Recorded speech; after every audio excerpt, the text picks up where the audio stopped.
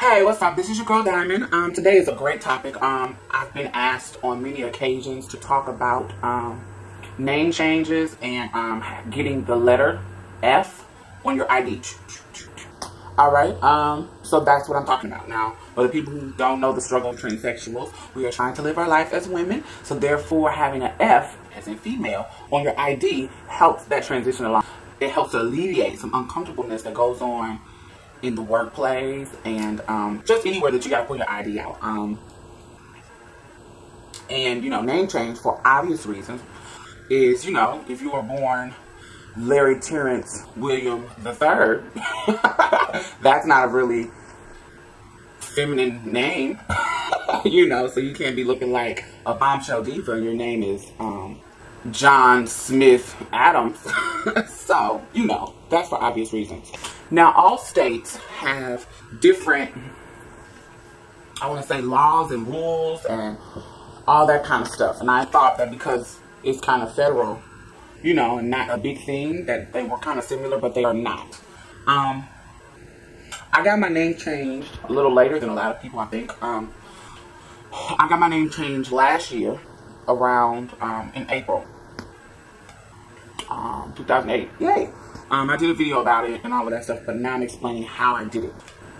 First of all, what you're going to do, now I don't know the rules in your state. I am from Indianapolis, Indiana. I was living in Houston when I went to get my name change. It's easy. It was easier for me to go do it in Indiana because I knew their rules. In Texas, because it's a Commonwealth state, it's a conservative state, it's a lot of bullshit that goes on with Texas law. I didn't even want to risk trying to do it here in Texas because, you know, some states are really horrible in, you know, doing stuff for the girls. So, what I did, here's the papers that I'm going to show you guys. This is the order on verified petition for the name change. These papers, I'm going to cover up my legal shit. Okay, you got all these papers. You can go through, you can pay a lawyer $500 to do this for you. But for me, you know, I'm smart enough to do shit on my own. So if I don't have to pay somebody to do it and I can do it myself and I go through the work of doing it, I'm gonna do that. So you go to the library. They have all kinds of legal documents. You know, if you want to adopt a kid, say that you got a runaway. Well, not a runaway because that's illegal. But say that you have a parent that disowned one of your gay children. Okay? And you want to get custody of them. But, you know, and the parents are willing to let you, take them. You can go and do that with, you can get some temporary guardianship papers at the library and they'll sign them. You don't even have to go to court for custody and all that stupid shit. They'll just sign them. And you can use that legal document, get it notarized as your document saying that you are the guardian of this child. And you can take care of that child, you know. Anyway, these name change papers are also at the library. You can take them to, you can go to the library and print them off because they don't give them to you. That you print them off and you fill them out and take them down to your local city county building to the clerk. I don't know what section it is, but they will tell you if you ask them, you know, where's the name change stuff, blah, blah, blah. Take this to fill it out, take it to the court. They will for you to sign it and file for your name change. Bam, it will be filed. They will give you a date, usually a month or 3 months. I think it's 3 months. 3 months after you file. After you file these papers to the clerk, here you go, clerk. Boom, you have it. After you file the papers to the clerk, they take 3 months to set you an appointment, a court date, for it to be approved.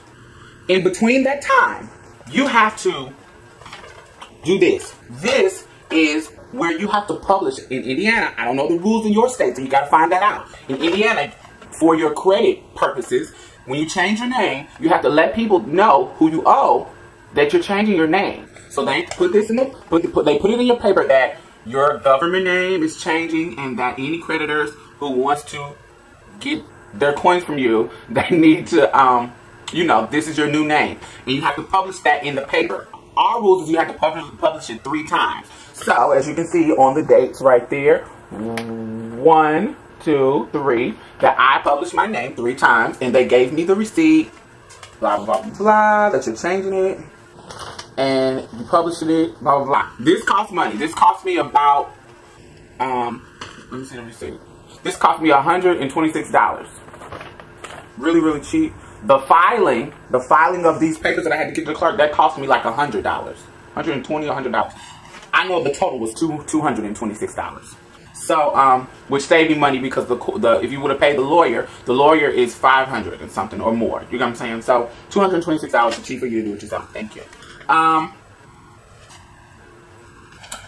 When you do all of this, I did this all the same day. When I found out the rules, when I filed, I went ahead and paid these people to publish the thing in the paper that I'm changing my name. All in one walk. I flew back to Texas and waited on my court date. I filed in April. My court date, no, not in April. I filed in February or March. February, yeah.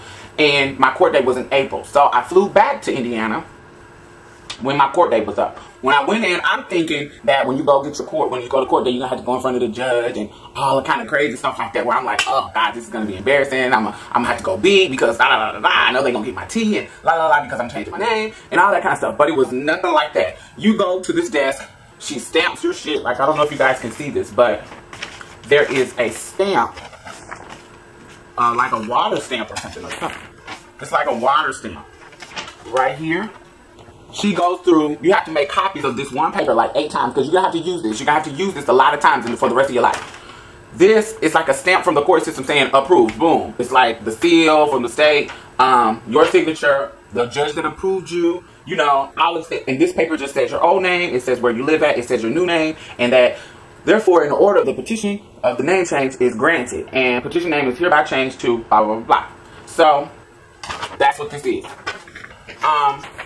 Definitely keep up with these. There's like me, you need a bunch of copies because there's many times you may not know that you're going to need it, but you are. When you do background checks, one thing that when I applied for school and I was trying to get school loans and I had been to school already under my old name. So when I changed it, they needed to see this and I couldn't find it and I ended up finding it, but they needed to see this to prove that you changed your name. So now, hey, we know we can give you some coins you can get in school under your new name. Okay? So, went to the court, she signed the papers, it was all good, all easy, and hey, bingo, my name is changed. That same day, when I got these paper files, I went to the Social Security office and gave them this paper, and they changed my name on my Social Security card. You have to get that stuff changed, you have to get everything changed.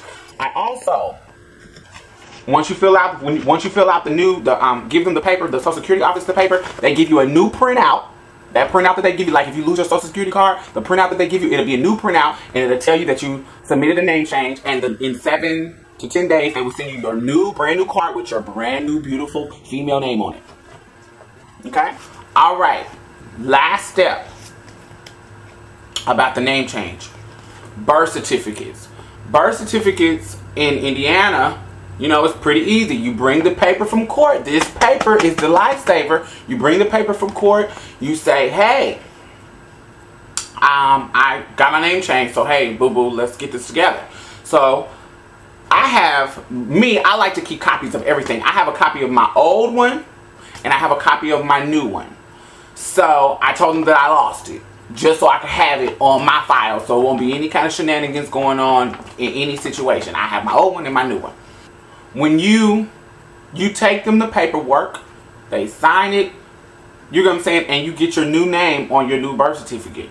Lucky for me, let me tell y'all about this. In Indiana, I don't know if it's my age bracket or whatever, my old boy name is my father's name. So I'm a junior. You feel what I'm saying? I'm a junior. So therefore, for some reason, I don't know if that's why, but I don't know.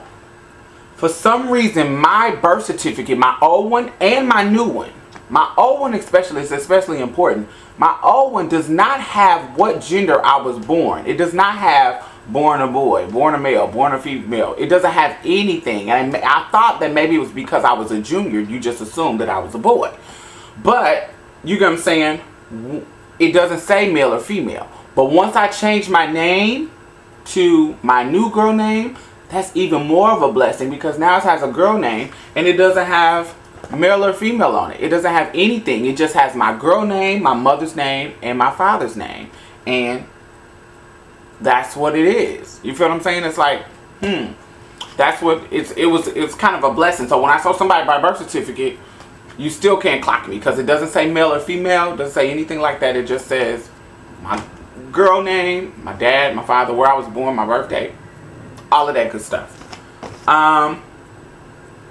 They will give you a printout of your birth certificate right then. You just gotta wait for it.